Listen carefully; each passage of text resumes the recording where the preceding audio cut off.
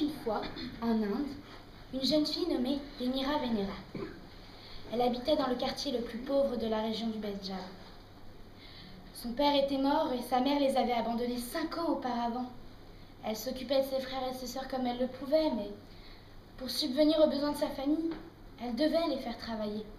Ses frères s'occupaient d'éléphants. Ils les nourrissaient, les lavaient. Ses sœurs, elles allaient vendre des fruits et des légumes au marché du village. Demira avait 20 ans.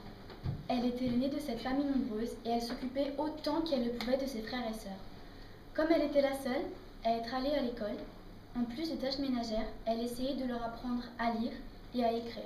En effet, ses 3 frères et sœurs n'étaient pas scolarisés. La famille était trop pauvre pour leur permettre de les inscrire à l'école. Et le temps passait. Demira avait une vie monotone et triste.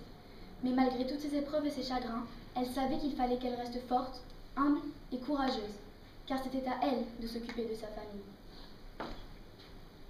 Un jour, on frappa à la porte de la minuscule maison. Demira était seule chez elle. Elle ouvrit la porte et apparut un garde royal. Il était petit, gros, mais avec des cheveux noirs corbeaux enroulés dans son turban rouge vermillant. Demira Venera ? Oui, que voulez-vous ? À ces derniers mots, il posa violemment un colis dans les mains de Demira et partit. Demira, choquée et surprise, referma la porte, s'assit et s'empressa d'ouvrir le paquet. Dans ce paquet se trouvait une enveloppe incrustée de saphirs et de jade. Tremblante, elle ouvrit l'enveloppe. Cette dernière contenait un papier de soie bleu turquoise. Mademoiselle Demira Venera, je me présente, je me nomme Akadri Mijidra. Je suis le prince du Pendjab. Et voilà le sujet de ma lettre. Votre père et le mien ont conclu un marché. Votre père a perdu son pari et malheureusement, vous avez mis vous et votre maison en gage. Et maintenant que je suis adulte, je viens donc chercher mon dû. Mes gardes viendraient vous chercher pour que nous nous rencontrions dans mon palais. Le prince Akadri Mijidra.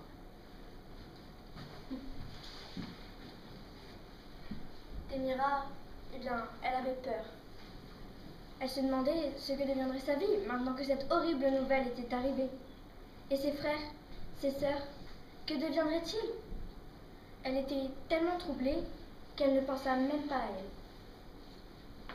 Quand Demira sortit de ses réflexions, elle se rendit compte que les larmes avaient envahi ses joues creuses et mates. Son père, il lui avait caché tellement de choses avant de mourir. Comment était-ce possible? Il lui avait donné tant d'amour et d'attention. Mais en fait, sa vie n'avait été que cachotterie et mensonge. Le sort continua à s'acharner sur la pauvre Demira. Elle continuait à pleurer dans la cuisine quand, tout à coup, un renard surgit par l'entrebâillement de la porte. C'était un renard blanc, tacheté de roux, au regard chaleureux et attentif. Il portait un énorme monocle aux reflets multicolores qui faisait ressortir ses yeux verts et brillants. Demira, profondément surprise, poussa un cri perçant, qui ne surprit même pas le beau renard blanc. Il avait attrapé la lettre laissée tomber par Demira, s'était assis sur son derrière touffu et la lisait.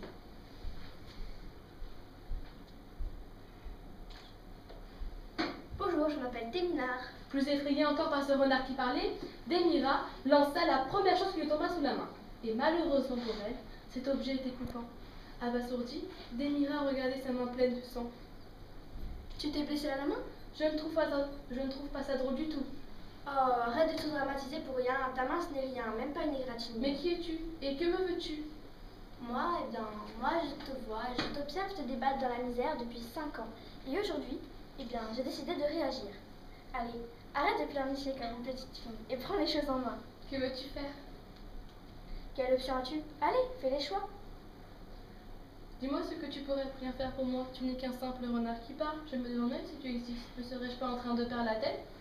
Moi, eh bien moi, je peux tout pour toi. Absolument tout. Alors va au palais, étudie le prince et reviens. Reviens vite me dire tout ce que tu as appris de lui. Bon, j'y vais, mais d'abord, donne-moi ta main blessée. Demira tendit sa main balafrée et tout doucement, le renard souffla et la blessure disparut. Bon, j'y vais. Je reviendrai dans quelques heures. Et pendant ce temps, réfléchis vite à ce que tu veux faire. Le petit renard partit en direction du palais. Arrivé devant le magnifique édifice, Théminard s'y faufila par un trou qu'elle avait creusé. Par chance, une fenêtre était ouverte. Il s'en approcha. Le prince, Akadri-Migedra, parlait avec son plus brave conseiller de son mariage avec Thémira. Il entendit des choses étonnantes. Ainsi, le prince avait peur que Thémira retrouve sa mère. Mais pourquoi?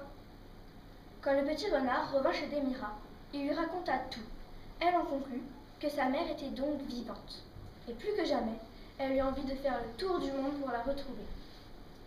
Le prince lui avait laissé un mois entier pour la chercher, mais à une condition, que l'un de ses gardes accompagne la jeune fille pour sa sécurité.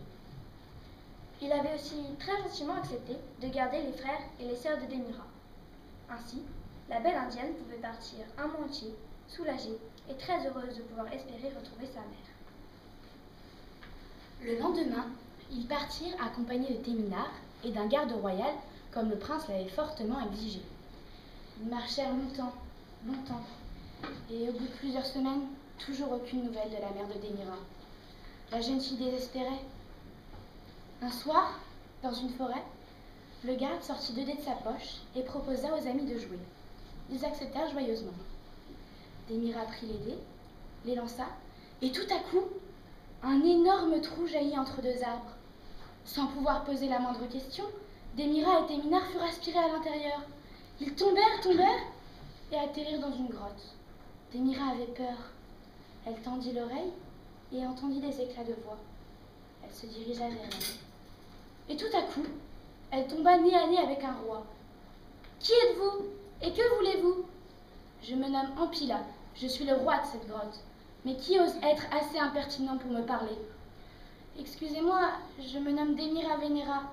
Nous sommes tombés dans votre grotte par hasard. Silence! Vous ne devriez pas être ici. Chaque personne qui se trouve dans ma grotte a un but. Et pour y parvenir, il doit surmonter des épreuves. Quel genre d'épreuve? Demanda Théminard. C'est simple. Thémira, si tu me bats aux échecs, je te laisse repartir. Et en plus, je te dis où se trouve ta mère. C'est d'accord. Mais et si je perds? Si tu perds, tu resteras ici avec moi pour l'éternité. Je ne veux sûrement pas rester ici. Thémira s'assit en face du roi et la partie commença. Par chance, elle avait appris, étant petite, à jouer aux échecs avec le vieux du village. Et elle avait tout de même peur. Que deviendraient ses frères et ses sœurs si jamais elle perdait? Elle reprit peu à peu confiance quand elle vit que les pions du roi tombaient un à un. Au bout de plusieurs longues minutes, elle s'écria « Échec et mat! Je vous ai battu. Alors maintenant, dites-moi où se trouve ma mère. » « Ta mère se trouve dans un ashram à Jaipur. Allez, va, avant que je ne change d'avis. » Alors, Thémira se dirigea dans la direction que le roi lui avait indiquée.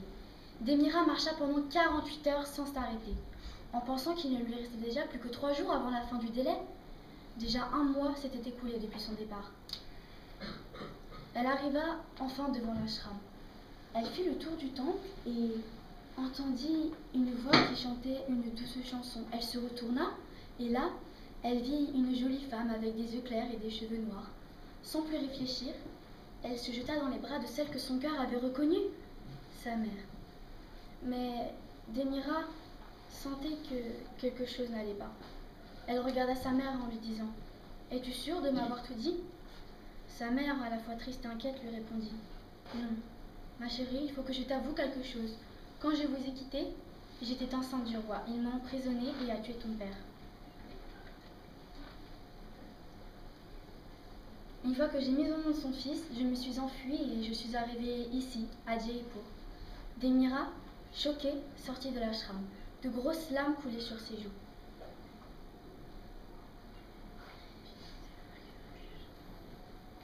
Sa mère arriva en lui chuchota.